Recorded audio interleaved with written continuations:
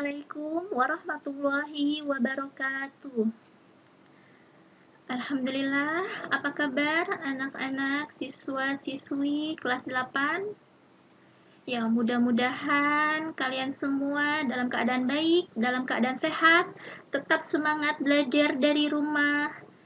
Ya, sebelum kita mulai pelajaran pada pagi hari ini, mari kita buka kelas kita dengan membaca basmalah. Kita berdoa bersama-sama, semoga apa yang kita pelajari hari ini bisa menjadi ilmu yang bermanfaat untuk kita semua. Berdoa mulai.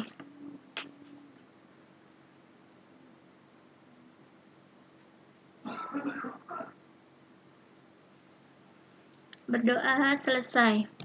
Ya, sebelum memulai pelajaran, Ibu akan memeriksa kehadiran kalian dulu ya. Ya, Ibu absen.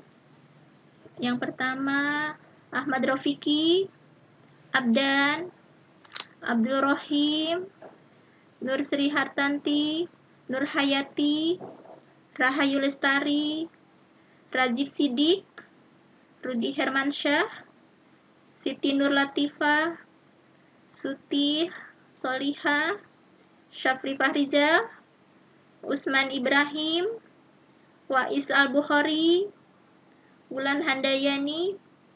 Ya, alhamdulillah semuanya sudah hadir di dalam kelas. Berarti semuanya sudah siap nih untuk memulai pelajaran pada pagi hari ini. Ya, sekarang Ibu minta kalian siapkan buku paket kalian, buku paket Pendidikan Agama Islam dan Budi Pekerti kelas 8, alat tulis kalian. Ya. Ya, sudah disiapkan semuanya.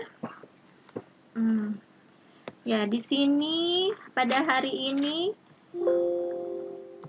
kita akan masuk ke materi meyakini kitab-kitab Allah, mencintai Al-Quran.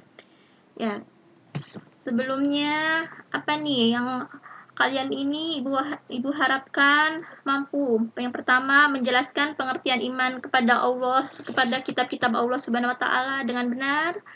Lalu kalian semua bisa menyebutkan kitab-kitab yang wajib diimani, menyebutkan nama-nama nabi yang menerima kitab-kitab Allah, menjelaskan isi kitab-kitab Allah, dan kalian mampu menjelaskan nih hikmah beriman kepada kitab-kitab Allah Subhanahu wa taala.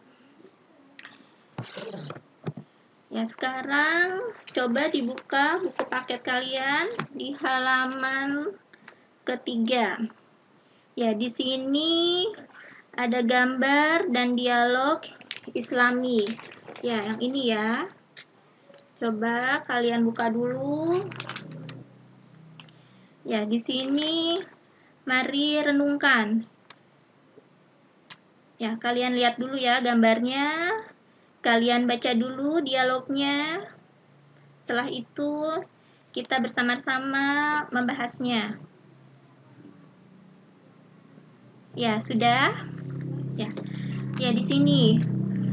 Ya, bagaimana nih apabila Ibu mau tanya dulu, bagaimana apabila kita menaik kendaraan, kita jalan, tapi kita tidak memiliki tujuan yang jelas? Ya, jadi kita hanya naik, tapi tidak tahu kemana tujuan kita. Tentu kita hanya akan menghambur-hamburkan bahan bakar, akan menghambur-hamburkan bensin, lalu mengganggu perjalanan pengguna jalan yang lain. Ya, bahkan lama-lama kita bisa jadi tersesat. Nah, itu kalau kita jalan, kita tidak punya arah tujuan yang jelas. Ya, demikian juga sama nih dengan kehidupan kita. Ya, dengan kehidupan kita apabila kita tidak mempunyai arah yang jelas, tidak memiliki tujuan yang jelas, ya itu hanya akan menyia-nyiakan usia kita, akan menghabiskan usia kita tanpa mendatangkan manfaat. Lalu lama-lama kita juga akan tersesat. Ya, jadi dalam hidup pun sama, kita harus memiliki arah yang jelas, memiliki tujuan yang jelas dan benar. Siapa nih yang mengetahui arah atau tujuan hidup kita yang benar? Ya, tentu Allah Subhanahu wa taala Ya, yang secara pasti Allah Subhanahu wa taala nih yang menciptakan kita semua, yang mengetahui bagaimana arah tujuan untuk kita agar kita memiliki arah hidup yang benar, arah hidup yang jelas. Ya, Maha Suci Allah, Dia itu menghendaki kita manusia ya, agar kita tidak tersesat ya. Bagaimana cara Allah memberikan petunjuknya kepada kita? Yaitu dengan memberikan cahaya petunjuk.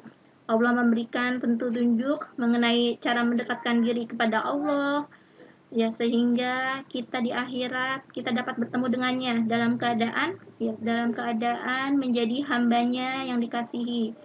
Ya, Allah menghendaki kita nih untuk saling membantu, ya saling memahami, saling membahagiakan, ya saling menanam berbagai amal kebaikan, amal soleh di dalam kehidupan di dunia ini.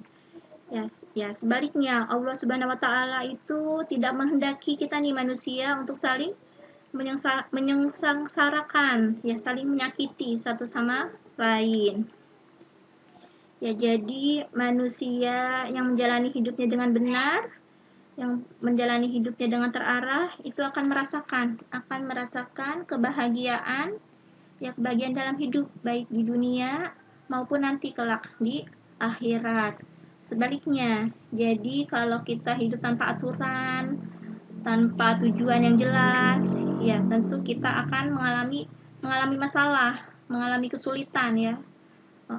Jadi kita harus mempunyai arah dan tujuan dalam hidup. Ya. Lalu di mana nih petunjuk Allah yang harus kita ketahui? Ya, jadi petunjuk Allah Subhanahu wa taala itu tertuang dalam kitab-kitabnya, dalam kitab-kitab yang diturunkan oleh Allah Subhanahu wa taala. Ya, ini merupakan panduan untuk kita untuk menuju kebahagiaan manusia di dunia sampai di akhirat. Ya, tadi dari dialog yang kalian baca di sini ya, yang di halaman 3. Ya, sekarang Ibu coba bacakan kembali nih. Ya, di sini ada seorang anak ya yang bertanya kepada ustadznya. Ya, Ibu bacakan kembali ya dialognya. Kalian dengarkan. Fitri, Assalamualaikum Ustadz. Fitri mau tanya boleh atau tidak? Ustadz, Waalaikumsalam. Boleh. Mau tanya apa, Fitri? Fitri, apakah semua rasul itu mendapat wahyu dari Allah Subhanahu wa taala? Ustadz, ya, tentu. Fitri, tapi kok tidak berimbang ya antara jumlah nabi yang ada 25 sementara kitabnya hanya 4? Ustadz, Fitri, pertanyaanmu bagus sekali. Begini, pada dasarnya semua nabi itu mendapat wahyu untuk diajarkan kepada umatnya. Nabi-nabi yang kita yakini itu tidak semuanya menjadi rasul, dan tugas mereka pun berbeda dengan rasul. Rasul mendapat wahyu berupa kitab-kitab suci untuk diajarkan kepada umatnya, sedangkan nabi hanya berlaku untuk dirinya sendiri. Wahyu ada yang ditulis dan ada yang tidak. Wahyu yang ditulis bentuknya berupa lembaran-lembaran yang disebut suhuf. Di antara yang ditulis itu ada juga yang dikumpulkan dan dibukukan menjadi kitab. Nah, jumlah kitab ini yang harus kita yakini ada 4. Fitri, oh begitu. Terima kasih Ustadz. Lain kali boleh tanya lagi ya. Assalamualaikum Ustadz. Waalaikumsalam warahmatullahi wabarakatuh. Sama-sama Fitri, dengan senang hati Ustadz akan menjawab pertanyaanmu yang lain.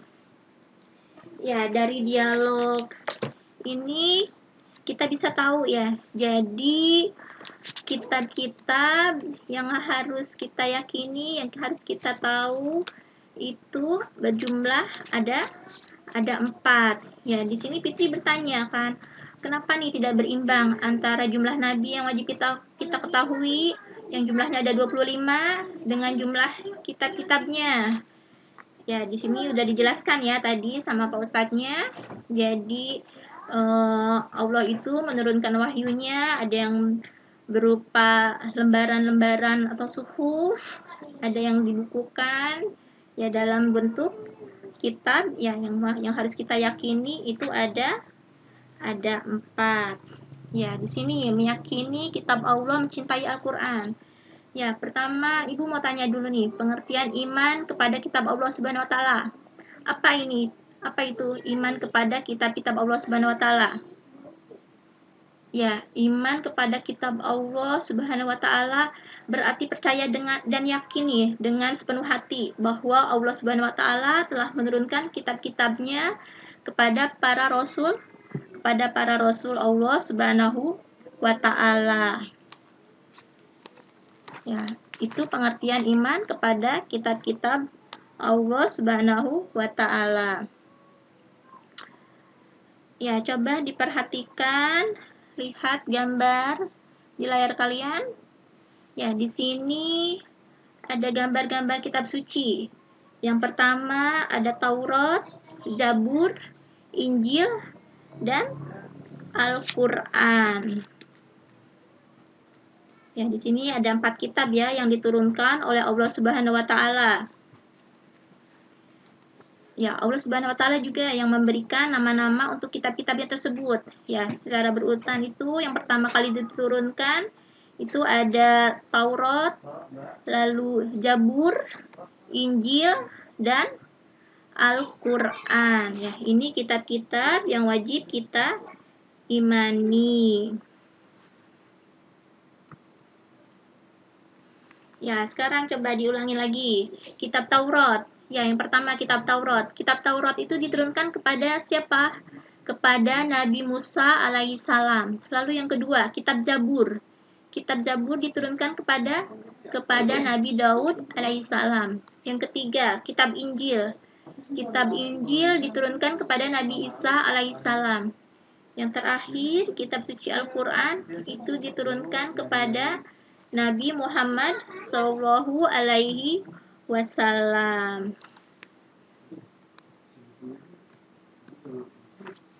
Yang kali ini yang pertama kita bahas tentang kitab Taurat ya.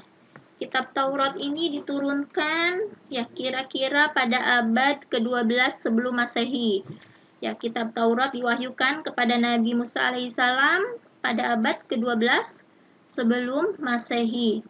Ya, nama Taurat itu berarti hukum atau syariat ya pada masa Nabi Musa alaihissalam diutus oleh Allah Subhanahu wa taala untuk berdakwah kepada Bani Israel. Oleh karena itu ya, jadi kita tepat sekali nih kalau kita meyakini bahwa kitab Taurat itu diperuntukkan sebagai pedoman dan petunjuk bagi kaum Bani Israel pada saat itu. Ya, bahasanya nih, bahasa yang digunakan dalam kitab Taurat itu adalah bahasa Ibrani. Ya, jadi sebagai muslim kita harus meyakini nih akan keberadaan kitab Taurat ini. Kita meyakini bahwa kitab Taurat itu benar-benar wahyu dari Allah Subhanahu wa taala. Ya, di sini lihat di buku paket kalian. Ya, itu ada dituangkan dalam firman Allah Subhanahu wa taala dalam Quran surat Al-Mu'minun ayat 49. Ibu bacakan ya. Bismillahirrahmanirrahim. Walaqad atayna Musa kitaban 'allakum yahtadun. Dan sungguh telah kami anugerahkan kepada Musa alaihissalam kitab Taurat yang agar mereka atau Bani Israel mendapat petunjuk. Quran surat Al-Mu'minun ayat 49. Ya, jadi kitab Taurat ini diturunkan oleh Allah Subhanahu wa taala kepada Nabi Musa alaihissalam untuk bangsanya Bani Israel atau kaum Yahudi. Ya, agar apa? Agar mereka itu senantiasa berada dalam jalan kebenaran. Ya, di sini pokok-pokok ajaran yang terdapat dalam kitab Taurat. Yang pertama, perintah untuk mengesahkan Allah Subhanahu wa taala. Lalu yang kedua, larangan menyembah patung atau berhala. Karena pada masa Nabi Musa itu kaum Bani Israel itu, kaum Yahudi itu menyembah patung dan berhala. Lalu larangan menyebut nama Allah Subhanahu wa taala dengan sia-sia. perintah mensucikan hari Sabtu, lalu perintah menghormati kedua orang tua, larangan membunuh sesama manusia, lalu larangan untuk berbuat zina, larangan mencuri, larangan menjadi saksi palsu, dan yang terakhir, larangan mengambil hak orang lain. Nah, ini pokok-pokok ajaran yang terdapat dalam kitab Taurat.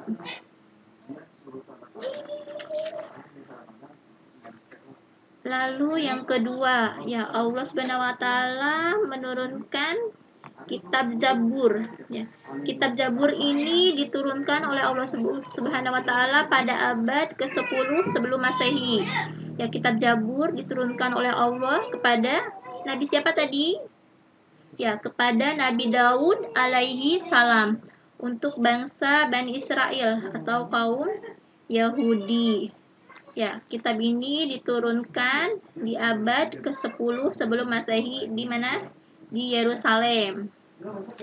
Ya, kitab Zabur ditulis dengan bahasa Kipti. Ya, ini sesuai dengan firman Allah Subhanahu wa taala di dalam Quran surat Al-Isra ayat 55. Ibu bacakan, kalian perhatikan di buku paket kalian masing-masing. Ya. Bismillahirrahmanirrahim. Wa rabbuka a'lamu bima fis samawati wal ard. Wa laqad fadalna ba'dan nabiyyina 'ala ba'di wa ataina Dawuda zabura. Dan Tuhanmu lebih mengetahui siapa yang di langit dan di bumi. Dan sungguh kami telah memberikan kelebihan kepada sebagian nabi-nabi atas sebagian yang lain. Dan kami berikan Zabur kepada Daud. Quran surat Al-Isra ayat 55. Ya, jadi kitab Zabur itu diturunkan kepada nabi apa tadi? Ya, kepada Nabi Daud alaihissalam untuk Bani Israel. Ya, dia itu diturunkan pada abad ke-10 sebelum Masehi. Dia ditulis dengan bahasa Kipti. Nah, itu kitab Zabur. Lalu yang ketiga. Yang ketiga itu kitab Injil. Kitab Injil diturunkan kepada nabi apa? Ya, betul. Kepada Nabi Isa alaihi salam. Ya, kitab Injil ini diturunkan kira-kira pada abad ke-1 Masehi. Ya. Kitab ini diturunkan di Yerusalem. Ya, ini ditulis pada awalnya dengan menggunakan bahasa Suryani. Lalu berubah jadi pada waktu Nabi Isa alaihissalam, yakni kaum Nasrani. Jadi kitab Injil ini menjadi pedoman nih bagi kaum Nabi Isa alaihissalam. Ya, di sini sesuai dengan firman Allah Subhanahu wa taala dalam Quran surat Maryam ayat 30. Bismillahirrahmanirrahim. Qala inni abdullah ataniyal kitaba wa ja'alani nabiyya. Dia, Isa berkata, sesungguhnya aku hamba Allah.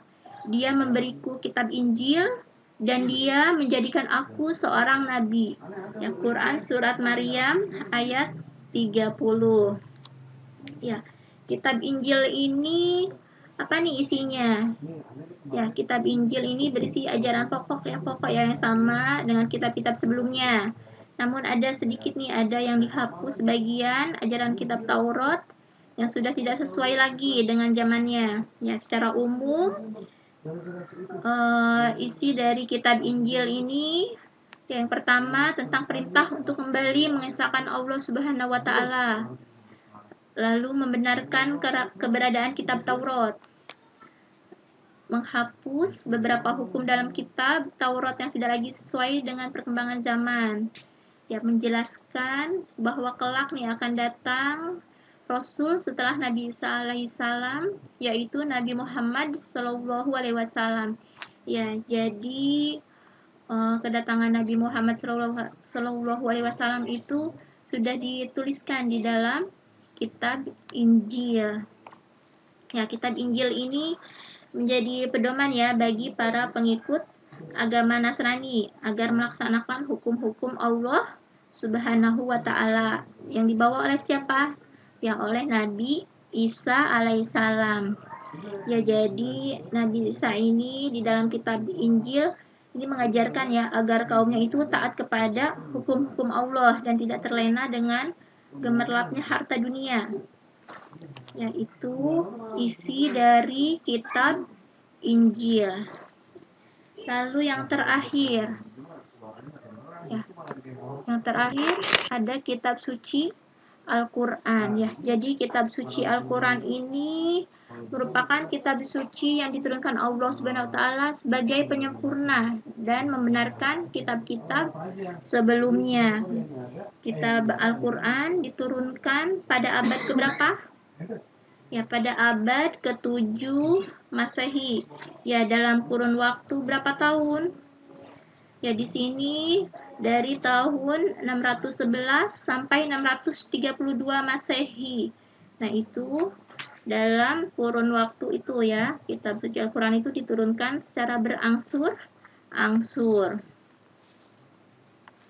Ya, kitab suci Al-Quran ini diturunkan oleh Allah Subhanahu wa taala kepada nabi dan rasul yang terakhir, yaitu nabi besar kita Muhammad Shallallahu alaihi wasallam.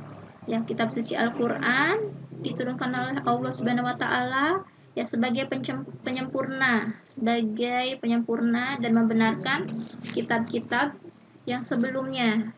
Di sini sesuai dengan firman Allah Subhanahu wa taala dalam Quran surat Al-Imran ayat 3. Bismillahirrahmanirrahim. Nazzala 'alaikal kitaba bil haqqi musaddiqan lima baina yadayhi wa anzalat taurata wal injil. Artinya, dia menurunkan kitab Al-Quran kepadamu Muhammad yang mengandung kebenaran, membenarkan kitab-kitab sebelumnya dan menurunkan Taurat dan Injil. Ya, itu firman Allah Subhanahu wa taala yang ada di dalam Quran surat Al-Imran ayat 3. Ya, di sini wahyu yang pertama kali diturunkan oleh Allah Subhanahu wa taala itu di mana? Kita pernah bahas ini di kelas 7 ya, waktu kelas 7. Jadi wahyu yang pertama diturunkan itu di Gua Hiro ya, di Gua Hiro. Ya. Lalu apa aja nih pokok-pokok yang terkandung dalam Al-Qur'an? Ya, yang pertama itu ada akidah atau keyakinan ya. Jadi hal-hal yang berkaitan dengan keyakinan seperti mengesahkan Allah, meyakini malaikat-malaikat Allah, meyakini kitab-kitab Allah. Nah, itu ada di dalam Al-Qur'an ya, sudah dituangkan di dalam Al-Qur'an. Lalu yang kedua, akhlak ya, akhlak atau budi pekerti. Ya, jadi ini berkaitan dengan pembinaan akhlak mulia dan menghindari dari akhlak tercela, yaitu isi dari Al-Quran. Lalu yang ketiga, ada ibadah, ya, yakni ini berkaitan dengan tata cara beribadah. Ya, jadi tata cara kita beribadah seperti sholat, puasa, zakat. Nah, itu ada di dalam kitab suci Al-Quran. Lalu yang keempat, muamalah. Ya, muamalah ini berkaitan dengan tata cara berhubungan kepada sesama manusia. Itu sudah diatur di dalam Al-Quran. Jadi tata cara kita bergaul sesama manusia, sesama makhluk ciptaan Allah Subhanahu wa taala itu sudah diajarkan di dalam Al-Quran. Lalu yang terakhir itu tarik ya atau sejarah. Jadi kisah-kisah orang dahulu, kisah-kisah umat terdahulu itu ya termuat di dalam Al-Quran. Ya, itu isi dari Al-Quran. Ya, di sini kitab Allah Subhanahu wa taala sebagai petunjuk bagi manusia. Ya, jadi Allah itu menciptakan manusia dengan penciptaan yang sempurna. Jadi kita itu diberi akal, diberi hati nurani, diberi hawa nafsu, itu agar kita menjadi khalifah, menjadi pemimpin di muka bumi, ya sebagaimana di tujuan kita diciptakan. Jadi kita diberi pedoman, ya yang berisi hal-hal baik harus dilakukan, lalu harus meninggalkan hal-hal yang buruk atau tercela. Ya, pedoman dan aturan ini dimaksudkan untuk apa? Ya, untuk mengekang manusia, bukan dimaksudkan untuk mengekang manusia, tapi sebaliknya, agar kita ini mendapatkan arah petunjuk yang benar, mendapatkan kebahagiaan di dunia maupun di akhirat.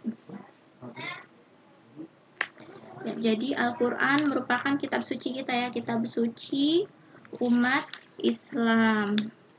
Ya, bagaimana cara kita mempelajari Al-Quran tadi? Ya, kita harus membacanya, membiasakan diri membacanya setiap hari, ya, meyakininya, mengamalkannya, ya. Itu cara kita beriman kepada Al-Quran.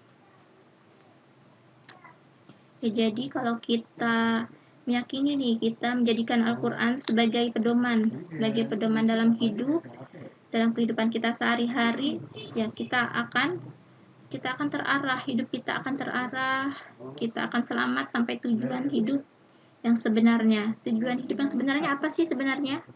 Ya, itu bahagia di dunia dan di akhirat.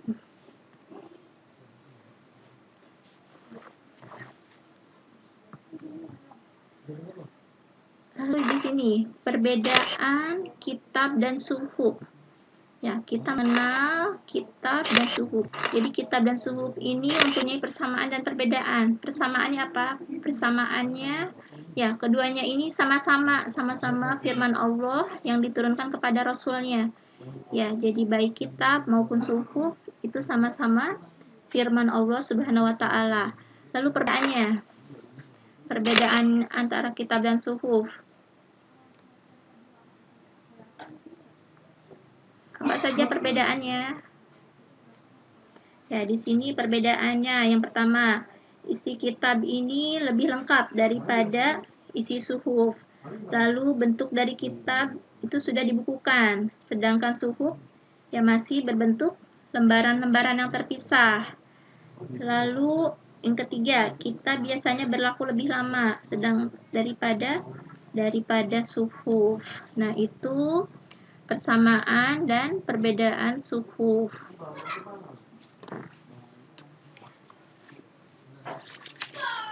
Yang terakhir, hikmah beriman kepada kitab Allah Subhanahu wa taala. Apa nih hikmah kita beriman kepada kitab-kitab Allah Subhanahu wa taala? Ya, yang pertama ini memberikan petunjuk kepada manusia, yang mana yang benar dan mana yang salah. Lalu sebagai pedoman agar manusia itu tidak berselisih dalam menentukan kebenaran. Terus hati kita menjadi lebih tentram, ya, menjadi lebih tentram dan menambah ilmu pengetahuan. Itu hikmah beriman kepada kitab Allah Subhanahu wa taala. Lalu selanjutnya apa lagi? Ya, memberikan informasi sejarah ya dari kehidupan orang-orang terdahulu. Ya, mensyukuri segala anugerah dan nikmat Allah Subhanahu wa taala. Dan yang terakhir, manusia dapat mengetahui nih betapa besarnya perhatian dan kasih sayang Allah Subhanahu wa taala kepada para hamba dan makhluknya. Itu hikmah beriman kepada kitab-kitab Allah Subhanahu wa taala. Ya, sekarang Ibu ulangi lagi. Kalian perhatikan lagi materi pada hari ini tentang apa itu beriman kepada kitab Allah Subhanahu wa taala. Apa tadi? Ya, jadi beriman kepada kitab Allah Subhanahu wa taala itu berarti percaya dan yakin dengan sepenuh hati bahwa Allah Subhanahu wa taala telah menurunkan kitab-kitabnya ya kepada rasulnya untuk disampaikan kepada seluruh umat manusia. Ya, jadi kitab itu merupakan pedoman nih bagi manusia ya agar dapat meraih kebahagiaan di dunia dan di akhirat. Ya, ada berapa tadi jumlah kitab-kitab yang wajib kita ketahui? Ya, jumlah kitab yang wajib kita ketahui itu ada 4. Apa saja? Coba kalian sebutkan. Ya, yang pertama ada kitab Taurat. Yang kedua ada kitab Zabur. Yang ketiga kitab Injil. Yang keempat kitab suci Al-Quran. Nah, itu kitab-kitab yang wajib kita ketahui. Kitab Taurat diturunkan kepada Nabi apa? Kitab Taurat diturunkan kepada Nabi Musa. Kitab Zabur diturunkan oleh Allah Subhanahu wa taala kepada Nabi Daud. Lalu kitab Injil, ya, kitab Injil diturunkan kepada Nabi Isa alaihissalam. Dan yang terakhir kitab Al-Quran diturunkan kepada Nabi Muhammad Shallallahu alaihi wasallam. Ya, itu yang sudah kita pelajari pada hari ini. Ya, jadi di dalam Al-Quran itu sebagian penyempurna ya bagi atas kitab-kitab yang terdahulu. Isi kandungannya itu lengkap karena mencakup segala aspek kehidupan. Ya, isinya itu mulai dari ya sesuai dengan perkembangan zaman, ya susunan bahasanya sangat indah, lalu membaca dan mendengarkannya itu merupakan ibadah.